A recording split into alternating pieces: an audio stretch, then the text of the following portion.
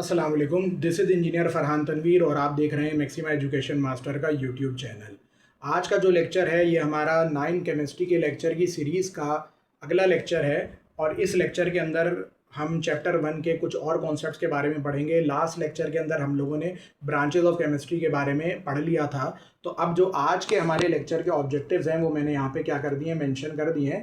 ठीक है ना। तो जो लेक्चर्स के ऑब्जेक्टिव आज के हैं हमारे वो ये हैं। हमें मैटर के बारे में पढ़ना है, एटम के बारे में पढ़ना है, मॉलिक्यूल्स के बारे में पढ़ना है, फिर सब्सटेंस क्या होता है, एलिमेंट क्या होता है और सिंबल क्या होता है। तो ये हमारे आज के ऑब्जेक्टिव हैं। ठीक है ना। इनको हमें आज क्या करना है, क्लैरिफाई करना है इन कॉन्सेप्ट्स को। तो सबसे पहली चीज़ तो हम बात कर लेते हैं अगर किसके बारे में, मैटर के बारे में। तो आप लोगों को याद होगा कि पिछली क्लास में भी जो हमारा पहला लेक्चर हुआ था उसके अंदर भी हमने आपको मैटर के बारे में बताया था। ठीक है। और इवन कि स्टेट्स ऑफ मैटर के बारे में बताया था। बहरहाल मैं दोबारा से उसको क्विकली रिवाइज कर देता हूँ कि मैटर क्या होता है और मैटर की स्टेट्स क्या होती हैं, किस तरह से हम उनको समझते हैं। ठीक है ना। तो देखो, सबसे पहली चीज़ तो ये समझ लो आप लोग कि एक सेकेंड में थोड़ा सा एडजस्ट कर लूँ जी। तो सबसे पहली चीज़ तो आप ये समझ लें कि कोई भी चीज़ जो कि जगह घेरे और उसका अपना क्या हो, मास हो, इसको क्या कहा जाता है, मैटर कहा जाता है। ठीक है। तो मैटर को हम डिफाइन कैसे करते हैं, हम ये कहते हैं कि एनीथिंग दैट ऑक्यूपाइज स्पेस, जो भी जगह घेरे, एंड हैज मास, ये आप छोटी क्लासेस से पढ़ते हुए आ रहे हैं, इसको हम मैटर कहते हैं। फिर वो अलग बात है कि आप लोगों ने मैटर की स्टेट्स भी पढ़ी थी, लेकिन आपको याद होगा मैंने पिछले लेक्चर्स के अंदर आपको स्टेट्स ऑफ मैटर में बहुत सारी पढ़ाई है। ठीक है। वैसे जो मोटी मोटी स्टेट्स ऑफ मैटर हैं सभी बच्चों ने पढ़ी हुई होती हैं। क्या पढ़ी हुई होती हैं भाई? सॉलिड्स होते हैं, है ना, लिक्विड्स होते हैं, फिर गैसेज होती हैं। लेकिन हमने अपने फिजिक्स के लेक्चर के अंदर भी इस बात को बहुत डिटेल के अंदर डिस्कस किया था कि मैटर की और भी बहुत सारी क्या है हमारे पास, टाइप्स हैं। और उन टाइप्स के अंदर तुम्हारे पास क्या है, उन टाइप्स के अंदर तुम्हारे पास क्या नाम है, प्लाज्मा है, बोज आइंस्टाइन कंडेंसेट है, इसके अलावा ब्लैक होल है जिसको हम लोग न्यूट्रॉन स्टार भी कहते हैं। इसको न्यूट्रॉन स्टार तो नहीं कहते हैं, मतलब ब्लैक होल या न्यूट्रॉन स्टार, इसका ये मतलब बिल्कुल भी नहीं कि ब्लैक होल और न्यूट्रॉन स्टार सेम चीज़ें हैं। मैंने फिजिक्स के लेक्चर नंबर 1 में बहुत डिटेल में समझाया है। बहरहाल कुछ स्टार्स जो हैं वो मरने के बाद न्यूट्रॉन स्टार में कन्वर्ट हो जाते हैं और कुछ स्टार्स जो होते हैं बड़े होते हैं जो साइज में, वो कन्वर्ट हो जाते हैं ब्लैक होल में। बहरहाल इसके अलावा हमारे पास और भी स्टेट्स ऑफ मैटर हैं। मैंने पढ़ाया था आपको टाइम क्रिस्टल्स के बारे में, ठीक है ना। और इसके अलावा डार्क मैटर होता है हमारे पास। ये सारी स्टेट्स ऑफ मैटर हैं। याद रहे बुनियादी बात कि ये सारी जो स्टेट्स ऑफ मैटर हैं ये थोड़ी सी एडवांस हैं। आपके कोर्स में उन्होंने इन 5 का तस्करा तो करा है, ठीक है ना, लेकिन जो ब्लैक होल है या टाइम क्रिस्टल है या डार्क मैटर है, इनके बारे में आपके कोर्स के अंदर कोई डिटेल नहीं है। अगर आप इन चीज़ों के बारे में पढ़ना चाहते हैं तो मैं फिर वही बात करूंगा कि आपको क्या करना पड़ेगा, आपको जो है वो फिजिक्स का जो हमारा लेक्चर नंबर 1 है उसको थोड़ा सा आपने क्या करना है, गो थ्रू करना है। तो फिर आपको ये आइडिया हो जाएगा कि भाई ये जो बाकी स्टेट्स ऑफ मैटर हैं किस तरह से वर्क करती हैं और इनमें क्या खास बात है। तो अभी तक आपको मैटर का कॉन्सेप्ट तो हो गया कि मैटर किसी भी ऐसी चीज़ को कहा जाता है जिसका अपना क्या हो, मास हो और वो जगह घेर रही हो। ठीक है ना। तो ये तो हो गया मैटर का मामला पूरा। अब हम बात कर लेते हैं किसकी, एटम के बारे में बात कर लेते हैं कि भाई एटम क्या होते हैं। ठीक है। तो सबसे पहली बात तो तुम लोग ये समझो कि जो वर्ड एटम है ना, ये इंग्लिश का वर्ड है भी नहीं। अब तो खैर इंग्लिश का हिस्सा बन गया है, लेकिन असल में ये जो वर्ड आया है ये निकला है एटमॉस से, एटमॉस। और एटमॉस का जो वर्ड है ये बेसिकली ग्रीक वर्ड है। जिस कॉन्सेप्ट को सबसे पहले पेश किया था एक ग्रीक फिलोसफर था डेमोक्रिटस। इन साहब ने सबसे पहले ये टर्म कॉइन करी थी, एटमॉस। ठीक है ना। तो एटमॉस बेसिकली किसको कहा जाता है, एटमॉस कहते हैं किसी भी ऐसी चीज को जो कि फर्दर डिवाइड ना हो सके। यानी कि एटमॉस कोई भी ऐसी चीज है जो कि इनडिविजिबल होती है। क्या होती है? इनडिविजिबल का मतलब फर्दर तोड़ा ना जा सके, मजीद तोड़ा ना जा सके। बट मसला ये है, अच्छा इस कॉन्सेप्ट को ना एटम के एटम को मजीद तोड़ा नहीं जा सकता और एटम जो होता है वो मैटर का सबसे छोटा पार्टिकल होता है, ये कॉन्सेप्ट डेमोक्रिटस ने 3000 बिफोर क्राइस्ट में दिया है, यानी आज से तकरीबन 5026 साल पहले। और ये कॉन्सेप्ट जो है ना वो 1808 में जब जॉन डेल्टन ने अपनी फेमस एटॉमिक थ्योरी पेश करी थी, ये ना इंग्लिश केमिस्ट्री टीचर था, इंग्लैंड में एक केमिस्ट्री टीचर था और 1808, आज 2026 चल रहा है, 1808 में इसने अपनी जो डेल्टन एटॉमिक थ्योरी पेश करी थी ना, उसमें भी इस बेवकूफ़ ने वही डेमोक्रिटस के, बेवकूफ़ तो खैर नहीं कहेंगे, ये गलत बात है, इसलिए कि भाई उस ज़माने के जो उनके पास वसाइल अवेलेबल थे, जो रिसोर्सेज अवेलेबल थे, उस हिसाब से वो बहुत ज़बरदस्त काम कर रहे थे। मतलब खैर मैं बात को अपने रिफ्रेश कर देता हूँ। तो डेमोक्रिटस ने जो कॉन्सेप्ट पेश किया था एटमॉस का, कि मैटर छोटे छोटे पार्टिकल से मिलकर बना हुआ है जिनको फर्दर ब्रेक नहीं किया जा सकता, ये कॉन्सेप्ट डेमोक्रिटस के ज़माने में पेश हुआ और 1808 में भी यही कॉन्सेप्ट था लोगों का। आज हम ये बात जानते हैं कि एटम जो है वो ठीक है, एक जो है वो स्मॉल पार्टिकल ज़रूर है मैटर का, लेकिन ऐसा बिल्कुल भी नहीं है कि एटम को फर्दर तोड़ा नहीं जा सकता। बल्कि 1986 की आई थिंक रिसर्च थी कि एटम जो है ना वो 82 से ज़्यादा छोटे पार्टिकल्स के अंदर टूट सकता है, 82 से ज़्यादा। और इन पार्टिकल्स में अगर हम बात करें तो 3 बुनियादी पार्टिकल्स तो आप लोगों ने हमेशा ही पढ़े हैं। कभी भी एटम के अंदर का स्ट्रक्चर बेटा देखोगे ना, तो एटम के सेंटर पे एक बहुत भारी से मुराद ये नहीं कि हमारे हिसाब से भारी, हमारे हिसाब से तो बहुत हल्का, एटम जितना भारी है उसके हिसाब से उसके सेंटर पे जो पोर्शन है या जो उसकी सेंट्रल कोर है या उसका जो मरकज है, उसका जो सेंट्रल पार्ट है, इसको न्यूक्लियस कहा जाता है। और बाहर होते हैं एटम के ऑर्बिट्स। आज तो मैं ये ऑर्बिट गोल बना रहा हूँ, लेकिन इंशाल्लाह ताला आगे केमिस्ट्री आप पढ़ेंगे तो आपको पता चलेगा कि सर्कुलर ऑर्बिट्स का जो कॉन्सेप्ट है ये सही नहीं है, लेकिन अभी तक तो यही चलाना है हमको, आप अभी छोटे हैं। तो ऑर्बिट्स जिनको हम एनर्जी लेवल्स भी कहते हैं, और न्यूक्लियस जो कि सेंट्रल पार्ट होता है एटम का, इस न्यूक्लियस के अंदर 2 बड़े पार्टिकल्स होते हैं जिनके नाम आप लोगों ने जरूर सुने होंगे, प्रोटॉन और न्यूट्रॉन। और ऑर्बिट्स के अंदर बेटा घूम रहे होते हैं कौन? इलेक्ट्रॉन्स घूम रहे होते हैं। यहाँ इलेक्ट्रॉन्स होते हैं और यहाँ कौन पाए जाते हैं? प्रोटॉन और न्यूट्रॉन पाए जाते हैं। तो न्यूक्लियस के अंदर प्रोटॉन और न्यूट्रॉन है, और प्रोटॉन और न्यूट्रॉन बहुत भारी होते हैं। याद रखना, एक प्रोटॉन का मास, यानी हम एक तराजू के पलड़े में एक तरफ एक प्रोटॉन ले लें तो मास वाइज ये 1836 इलेक्ट्रॉन्स के बराबर हो जाता है। यानी 1836 इलेक्ट्रॉन तराजू के एक पलड़े में डालो तो दूसरे पलड़े में एक प्रोटॉन रख दो। मैं चार्ज की बात नहीं कर रहा, मैं बात कर रहा हूं मास की। तो मास के हिसाब से जो प्रोटॉन का मास होता है वो इलेक्ट्रॉन के मुकाबले में 1836 टाइम्स ज्यादा होता है। इसी तरह एक न्यूट्रॉन थोड़ा सा और ज्यादा भारी होता है। एक न्यूट्रॉन का मास 1842 इलेक्ट्रॉन्स के मास के बराबर होता है। ये इतना भारी होते हैं। तो इसीलिए मैंने आपको क्या बोला कि एटम का जो सेंटर वाला पार्ट है वो पार्ट बहुत ज़्यादा क्या होता है? भारी होता है, वो हैवी होता है, इसी को न्यूक्लियस कहा जाता है। और बाहर घूम रहे होते हैं हल्के फुल्के से बेचारे इलेक्ट्रॉन। एक और बात यहाँ पर बताता चलूँ मैं, अच्छा आप लोग अभी से अपने कॉन्सेप्ट को अच्छा रखेंगे। प्रोटॉन पे बेटा पॉजिटिव चार्ज होता है, न्यूट्रॉन पे कोई चार्ज नहीं दिया अल्लाह ताला ने, और इलेक्ट्रॉन के ऊपर नेगेटिव चार्ज होता है। एक और बात यहाँ पर और कर दूँ, थोड़ा सा कंफ्यूज नहीं हो जाइएगा। अगर हम प्रोटॉन के चार्ज की बात करें, चार्ज की, मास की बात नहीं कर रहा, चार्ज का मतलब पॉजिटिव नेगेटिव, तो प्रोटॉन के ऊपर जितना पॉजिटिव चार्ज होता है ना, इलेक्ट्रॉन पे उतना ही नेगेटिव चार्ज होता है। तो चार्ज में तो प्रोटॉन और न्यूट्रॉन बराबर हैं, पर मास में प्रोटॉन बहुत भारी है एज कंपेयर टू इलेक्ट्रॉन, मास में, चार्ज में नहीं। और न्यूट्रॉन का तो कोई मुकाबला ही नहीं है चार्ज का, क्योंकि उस पर कोई चार्ज होता ही नहीं। तो ये 3 फंडामेंटल पार्टिकल्स होते हैं जो एटम के अंदर पाए जाते हैं, और जब एटम बम फटता है तो भाई ये न्यूक्लियस तबाह व बर्बाद हो जाता है, एटम टूट जाता है। तो इसलिए ये कॉन्सेप्ट गलत है जो मैं आपको कह रहा था ना कि डेमोक्रिटस और जॉन डेल्टन ने भी अपनी एटॉमिक थ्योरी में यही बात पेश करी कि भाई एटम को फर्दर तोड़ा नहीं जा सकता। तो आप आज के दौर में ये तो कह सकते हैं कि भाई एटम क्या है? मैटर का एक स्मॉल पार्टिकल है। आपकी बुक में स्मॉलेस्ट भी लिखा हुआ है, लेकिन चलिए खैर है, ठीक है ना, जिसको उसके जैसे फर्दर और पार्टिकल्स में तो नहीं तोड़ सकते, अलबत्ता उससे छोटे पार्टिकल में तोड़ा उसको जरूर जा सकता है। यहाँ तक कॉन्सेप्ट क्लियर हो गया। अब अगला जो कॉन्सेप्ट हमारे पास है वो किसका है? वो मॉलिक्यूल्स का। अभी ये 2 हो गए अल्हम्दुलिल्लाह।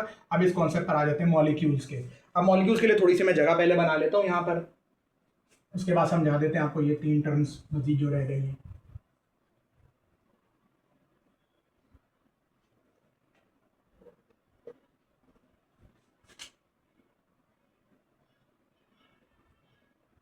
हम आ रहे हैं अब कॉन्सेप्ट पे मॉलिक्यूल्स के। अल्लाह ताला ने एटम्स को आपस में मिलने की सलाहियत दी है। 2 या 2 से ज़्यादा एटम्स आपस में मिल सकते हैं, आपस में कंबाइन हो सकते हैं, केमिकल रिएक्शन कर सकते हैं। जैसे आप लोगों ने पढ़ा होगा नमक के बारे में कि नमक में आपके पास सोडियम का एटम होता है और क्लोरीन का एटम होता है, और सोडियम का एटम और क्लोरीन का एटम आपस में मिलते हैं और मिलने के बाद वो क्या करते हैं, सोडियम क्लोराइड बना लेते हैं, जिसको हम लोग नमक भी कहते हैं। याद होगी आप लोगों को ये बात, ठीक है। तो इसका मतलब है कि एटम्स को अल्लाह ताला ने आपस में कंबाइन होने की या आपस में मिलने की सलाहियत दी है। तो एटम्स बेटा जब आपस में क्या हो जाते हैं, कंबाइन हो जाते हैं, आपस में जब मिल जाते हैं ना, तो जो चीज़ वजूद में आती है, जो चीज़ फॉर्म होती है, उसको कंपाउंड तो कहते हैं, लेकिन कंपाउंड अक्सर मॉलिक्यूल्स की फॉर्म में होता है। यानी आप ये कह सकते हो कि मॉलिक्यूल दो या दो से ज़्यादा एटम्स का कॉम्बिनेशन होता है। हो सकता है कि आपको ये बात थोड़ी सी बुक्स में आप पढ़ें तो आपको थोड़ी सी इससे मुख्तलिफ मिले, उसकी मैं भी वजह आपको बताऊंगा, क्योंकि मैंने यहाँ पर अभी आपको ये बोला कि दो या दो से ज़्यादा एटम्स आपस में मिले तो मॉलिक्यूल बन जाता है, और मॉलिक्यूल बेसिकली कंपाउंड होता है। पर अभी की डेफिनेशन मैंने क्या बताई कि दो या दो से, यानी आप ये कह सकते हैं कि मॉलिक्यूल्स क्या हैं, कॉम्बिनेशन ऑफ एटम्स हैं। और बेटा इसके अंदर ना एक एक्सेप्शन है। एक्सेप्शन समझते हो? एक्सेप्शन कहते हैं इसके अलावा, यानी एक अलग से एक चीज। इसके अलावा एक बात आपने ये याद रखनी है कि कुछ दुनिया में ऐसे मॉलिक्यूल्स हैं जो कि सिंगल एटम वाले भी होते हैं, और कुछ क्या है वो बस गिनती के ही हैं। वो क्या है, शायद आपने नाम सुना हो, नोबल गैसेस का। नोबल गैसेस अल्लाह ताला ने ऐसी गैसेस पैदा करी हैं, इनमें कौन कौन है, हीलियम, इसका सिंबल He होता है, neon, any, argan, krypton, xenon, और रेडियो एक्टिव एक होता है, रेडियो एक्टिविटी क्या होती है बाद में कभी पढ़ाएंगे, रेडॉन। ये बेटा वो नोबल गैसेज हैं, helium, neon, argon, krypton, xenon, radon, जिनके जो मॉलिक्यूल्स होते हैं उनमें एक ही एटम होता है। अब आप एक सवाल ये करेंगे कि बाकी मॉलिक्यूल्स के अंदर तो दो या दो से ज़्यादा एटम्स की आप बात कर रहे थे, इनमें ऐसा क्या हो गया कि ये सिर्फ एक ही क्या नाम है, एटम से मिलकर बने हुए? तो भाई उसकी वजह यह है कि इनको किसी से रिएक्शन करने की ज़रूरत नहीं है। ये क्यों नहीं किसी से रिएक्शन करते, उसके पीछे भी एक रीज़न है। उसके पीछे जो रीज़न है वो इंशाल्लाह ताला जो इसके बाद का हमारा लेक्चर होगा ना, उसके अंदर हम वैलेंसी के बारे में पढ़ेंगे, तो वहां पर भी हम आपको बताएंगे कि इनको किसी से जुड़ने की ज़रूरत नहीं है, इनकी वैलेंसी जीरो होती है, यानी इनकी कंबाइनिंग पावर, इनकी दूसरे एटम्स के साथ जुड़ने की पावर जीरो होती है। क्यों जीरो होती है वो बाद में देख लेना, अभी नहीं।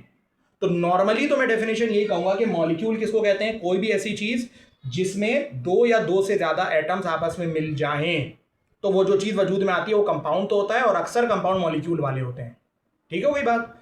तो कॉम्बिनेशन ऑफ टू और more than two atoms usually, with the exception, सिवाय किनको छोड़ के, नोबल गैस के मॉलिक्यूल्स को छोड़ के, वो मोनोटॉमिक भी होते हैं। यानी मॉलिक्यूल वैसे मोनोटॉमिक हो सकता है अगर वो नोबल गैस का है, वरना डाइएटॉमिक होगा, ट्राइएटॉमिक होगा। मैं एग्जांपल दे देता हूँ डाइएटॉमिक की। डाइएटॉमिक की एग्जांपल अगर लेनी है तो डाइएटॉमिक मॉलिक्यूल क्या हो सकता है, hydrogen H2 gas, chlorine gas, carbon monoxide, ये सब क्या है। इसी तरह ब्रोमीन, ये सब क्या है, नाइट्रोजन N2, ये सारी डाइएटॉमिक है। ट्राइएटॉमिक का मतलब होता है तीन एटम वाला। ट्राइएटॉमिक की एग्जांपल लेना चाहोगे तो कार्बन डाइऑक्साइड ले लो, नाइट्रोजन डाइऑक्साइड ले लो, N2O ले लो, ये लाफिंग गैस कहलाती है, नाइट्रस ऑक्साइड कहते हैं इसको, nitrous oxide, NITROUS, nitrous oxide laughing gas. Inhale करोगे ना हंसते रहोगे। तो देखो इसके अंदर तीन एटम है। तीन कैसे, देखो सब में दो दो तो है, कार्बन और ऑक्सीजन दो एटम हो गए, यहाँ पर कार्बन का एक, ऑक्सीजन का दो, तीन हो गए। नाइट्रोजन का एक, ऑक्सीजन का दो, तीन हो गए। यहाँ नाइट्रोजन का दो, ऑक्सीजन का एक। इसी तरह टेट्राएटॉमिक भी होते हैं, ये देखो CH4, ये पेंटाएटॉमिक है, 5 है इसके अंदर। तो इट डिपेंड्स अपॉन, अब जब डाई, ट्राई, टेट्रा, पेंटा होने लगता है ना, तो फिर हम पॉली एटॉमिक बोल देते हैं। क्या बोल देते हैं, पॉली एटॉमिक। पॉली के मायने होते हैं मैनी के, पॉली कहते हैं बहुत सारों को। तो उम्मीद है ये कॉन्सेप्ट भी आपको क्लियर हो गया होगा कि मॉलिक्यूल्स क्या होते हैं। अब हम आ जाते हैं किस कॉन्सेप्ट के ऊपर, सब्सटेंस के कॉन्सेप्ट के ऊपर। तो भाई बहुत ही आसान सा कॉन्सेप्ट है, इसमें तो ज्यादा लिखने के लिए भी कुछ नहीं है मेरे पास। सिंपल सी चीज ये है कि कोई भी चीज अगर प्योर होगी, क्या होगी, प्योर। प्योर मैटर को क्लासिफाई किया जाता है कि प्योर मैटर क्या होता है, प्योर मैटर सब्सटेंस होता है बेसिकली। क्या होता है, प्योर मैटर सब्सटेंस होता है। और सब्सटेंस की दो टाइप होती है बेटा, एक होते हैं एलिमेंट्स, और फिर दूसरी टाइप जो होती है ये कहलाती है कंपाउंड्स। ये दो हैं। एलिमेंट्स और कंपाउंड। तो सब्सटेंस को हमने कितने क्लासेस के अंदर तोड़ दिया, 2 क्लासेस के अंदर तोड़ दिया। एक टाइप हो गई हमारी एलिमेंट्स और दूसरी टाइप हो गई कंपाउंड। तो सिंपल सी डेफिनेशन सब्सटेंस की क्या है कि आपने कहना है कि सब्सटेंस कोई भी ऐसी चीज है जो कि प्योर फॉर्म के अंदर हो, यानी उसमें मिलावट ना हो। कार्बन डाइऑक्साइड है, कंपाउंड है, तो कार्बन डाइऑक्साइड ही हो। आयरन है, लोहा है, एलिमेंट है, तो वो फिर एलिमेंट लोहा ही हो, लोहे के साथ मिलावट ना हो। तो यहां तक बात समझ में आ गई कि कोई भी प्योर फॉर्म ऑफ मैटर होगा तो हम उसको क्या बोलेंगे, हम उसको सब्सटेंस बोलेंगे। अब हम अगली डेफिनेशन पर मूव करते हैं और नेक्स्ट डेफिनेशन जो हमारे पास है वो डेफिनेशन है हमारे पास एलिमेंट्स की। अच्छा, तो नेक्स्ट डेफिनेशन हमारे पास अब आ गई है किसकी, एलिमेंट्स की। सब्सटेंस हमारे पास क्लियर हो गए, एलिमेंट्स पर आ जाते हैं। एलिमेंट मैटर की ही एक फॉर्म है, फॉर्म ऑफ मैटर है, स्टेट नहीं बोल रहा, फॉर्म बोल रहा हूं। एलिमेंट मैटर की वो फॉर्म है जिसके अंदर सिर्फ और सिर्फ एक ही टाइप के एलिमेंट, एक ही टाइप के एटम्स हो, एटम्स ऑफ सेम टाइप। अगर आपके पास कोई ऐसी चीज है जिसमें आप ये देख रहे हैं कि एक ही तरीके के एटम्स हैं, एक ही तरीके के एटम्स का मतलब क्या होता है, सारे आयरन के एटम है, सारे कॉपर के एटम है, सारे ऑक्सीजन के एटम है, तो वो जो भी चीज होगी, जाहिर सी बात एक तो वो प्योर होगी क्योंकि हमने बताया कि सब्सटेंस के अंदर ही एलिमेंट आता है, तो प्योर होगी और प्योर होने के बाद वो एलिमेंट कहलाएगी क्योंकि उसमें एक ही टाइप के एटम मौजूद है। आप समझ रहे हैं बात को। एक ही टाइप के एटम का मतलब क्या होता है वो भी मैं आपको समझा दूं। अगर कोई भी पूछे कि एक टाइप के एटम्स क्या होते हैं तो आपने उनको जवाब में ये कहना है कि एक टाइप के एटम्स का मतलब है कि उनके पास प्रोटॉन्स की तादाद सेम हो। मैं आपको समझाता हूँ एग्जाम्पल से। मिसाल के तौर से ये फर्ज कर लो हमारे पास ऑक्सीजन के एटम्स हैं। जब भी मैं इस ऑक्सीजन के एटम में प्रोटॉन्स की तादाद देखूंगा तो मुझे 8 प्रोटॉन्स मिलेंगे। P+ इसलिए लगाएंगे, P फॉर प्रोटॉन, और अभी थोड़ी देर पहले मैंने बताया था कि प्रोटॉन्स में पॉजिटिव चार्ज होता है। इसी तरह दूसरा भी देखेंगे तो 8 प्रोटॉन, तीसरा भी 8 प्रोटॉन, चौथा भी 8 प्रोटॉन। तो जब भी तुम लोग ये देखो कि आपके पास ऐसे एटम्स मौजूद हैं जिनमें प्रोटॉन्स की तादाद क्या है, सेम है, तो समझ जाइएगा कि ये सेम कैटेगरी के एटम्स हैं। अब आप बोलेंगे कि बता क्यों रहे हैं आप, इसलिए बता रहा हूं क्योंकि बेटा कभी कभार ना होता ये सीन है कि हाइड्रोजन की एग्जांपल मैं आपको देता हूं, फिर आपको बात क्लियर होगी। ये तीनों हाइड्रोजन्स हैं, लेकिन अब मैं अंदर की आपको चीजें दिखा रहा हूं। इस हाइड्रोजन के पास एक प्रोटॉन है और बाहर एक इलेक्ट्रॉन घूम रहा है। ये एक हाइड्रोजन है। ऐसी हाइड्रोजन भी पाई जाती है जिसके पास एक प्रोटॉन एक इलेक्ट्रॉन तो होता है लेकिन एक न्यूट्रॉन भी होता है। इसी तरह एक ऐसी हाइड्रोजन भी पाई जाती है जिसके पास एक प्रोटॉन होता है लेकिन 2 न्यूट्रॉन होते हैं और बाहर एक इलेक्ट्रॉन घूम रहा होता है। तो आप मुझे एक बात बताओ कि अगर मैं तुम लोग को बोलता कि ये एटम तीनों एक जैसे हैं तो तुम लोग मेरे ऊपर एतराज उठाते, तुम लोग बोलते सर ये तीनों एटम सेम टाइप के थोड़ी हैं, क्योंकि इसमें तो एक प्रोटॉन है, इसमें न्यूट्रॉन भी है, इसमें तो दो हैं, तो ये सेम टाइप के नहीं। लेकिन मैं आपको क्या बोलूंगा कि मैंने आपको सेम टाइप के एटम की डेफिनेशन ये नहीं दी थी कि उसके अंदर न्यूट्रॉनों की तादाद सेम होगी। मैंने आपको डेफिनेशन क्या दी थी, उनके पास प्रोटॉन्स की तादाद सेम होगी। ये बात बोली थी नहीं बोली थी। तो आप अगर इन तीनों में देखें तो आपके पास एक प्रोटॉन एक प्रोटॉन एक प्रोटॉन तीनों में सेम है। आप बोलेंगे लेकिन इलेक्ट्रॉन की बुनियाद भी तो सेम है। भाई इलेक्ट्रॉन ना एटम से जा भी सकता है, आ भी सकता है, तो इलेक्ट्रॉन का कोई दीन ईमान नहीं होता। किसी दिन इस हाइड्रोजन का दिल चाहेगा ना ये H+ आयन बन जाएगा। जब H+ आयन बनेगा तो पता चला इसके पास अब एक भी इलेक्ट्रॉन नहीं है क्योंकि इलेक्ट्रॉन भाग गया कहीं एटम को छोड़ के। तो वो कौन सी चीज है जो एटम में हमेशा सेम रहती है और चेंज नहीं होती, वो प्रोटॉन है। न्यूट्रॉन तो चेंज हो ही रहे, इलेक्ट्रॉन एटम से जा भी सकता है और आ भी सकता है, तो इलेक्ट्रॉन का कोई दीन ईमान नहीं है। और न्यूट्रॉन जो है वो कम ज्यादा भी हो सकते हैं। तो हमें फोकस किस चीज पर रखना है कि जब आपसे बोला जाएगा कि सेम टाइप के एटम से क्या मुराद है तो आपने जवाब क्या देना है, सेम टाइप के एटम से मुराद है कि उनके न्यूक्लियस के अंदर जो प्रोटॉन्स की तादाद है वो सेम होगी। क्लियर है बात, याद रखना इस चीज को। और प्रोटॉन की तादाद को अभी बता देता हूँ, चैप्टर में आगे चलकर भी आएगा, एटॉमिक नंबर भी कहते हैं। क्या कहते हैं, एटॉमिक नंबर। तो यहाँ तक बात क्लियर हो गई आपको। तो हमारा ये वाला ऑब्जेक्टिव भी निमट गया अल्हम्दुलिल्लाह। अब हमारा सिर्फ एक ऑब्जेक्टिव रह गया और वो कौन सा ऑब्जेक्टिव है, वो है सिंबल। ठीक है, तो इंशाल्लाह ताला नेक्स्ट क्लास में ना फिर हम क्या करेंगे, सिंबल के बारे में आपको पढ़ाएंगे। ठीक है, क्योंकि आज काफी लंबा लेक्चर हो गया है, तो फिर सिंबल और उसके आगे के टॉपिक्स को नेक्स्ट क्लास के लिए, नेक्स्ट लेक्चर के लिए रख लेते हैं। ठीक है, तब तक के लिए अस्सलाम वालेकुम रहमतुल्लाह।